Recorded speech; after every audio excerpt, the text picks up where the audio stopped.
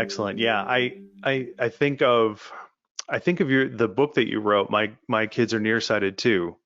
Yeah, Uh, where the opening part of that book is you mentioned that you and your wife didn't need glasses or contacts or whatever the case may be until you were in college. right. And with that, with the increasing incidence of close work and like you mentioned, kids not going outside. I mean, pre-pandemic, we had a problem with getting our kids outside.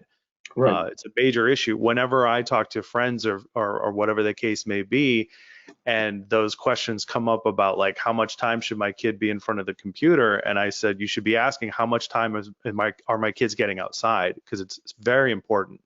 And It's yeah, so when you mention that, that's the first thing that pops into my head is, the emphasis of establishing for that parent, like, look, you may not have needed glasses until you were in college, like in your life experience.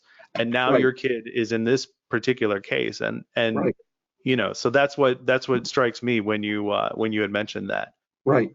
And just think for the doctor out there who's asking the question, and so many other fitters, what they're focusing on is how do I convert this prospective candidate Hmm. to my treatment program?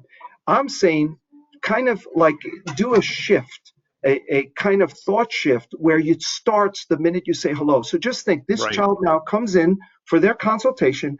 I have a detailed history that I don't have to do during the actual consultation. Two, and we've discussed this in previous episodes, I kind of know what kind of enjoyment they have. Is it Hmm. Pokemon cards? Is it fidget spinners? Is it water balloons? Is it Hmm. something that really will entice the child, like a Lego set? So during the consultation, not only do I know their video habits, their nutritional habits, their genetic background, but I also know what does this child enjoy. So when they're coming to my office, they know they're going to get snacks. If you remember last time I showed you my Hmm. snack drawer. But Yep. in these times I have to up the ante, I also get a very menial but very important toy for the child, like a Rubik's Cube. Hmm. And now the child, instead of worrying when they're coming back to the eye doctor about what they're going to do, are they going to put drops in my eyes?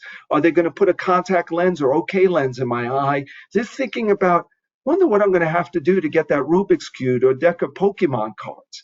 This is a nominal expense, menial Hmm. expense. We're Hmm. talking less than $10, but I'm going to tell you, I track everything.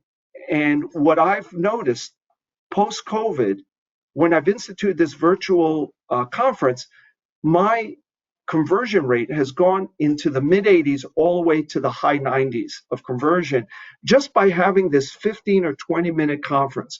So that's just a clinical pearl now for everyone to implement. It is a pain. It's 15, 20 minutes of my time. And then the busier I get, it's multiple parent conferences, but the consultation goes a lot smoother. Right. And just having that extra, I mean, moving forward, that's going to be an essential component of your practice, even past That's right. COVID, even when That's things right. get back to That's right. somewhat state of normal. That's right. That's right. I mean, you got to And use then, every tool you have. absolutely.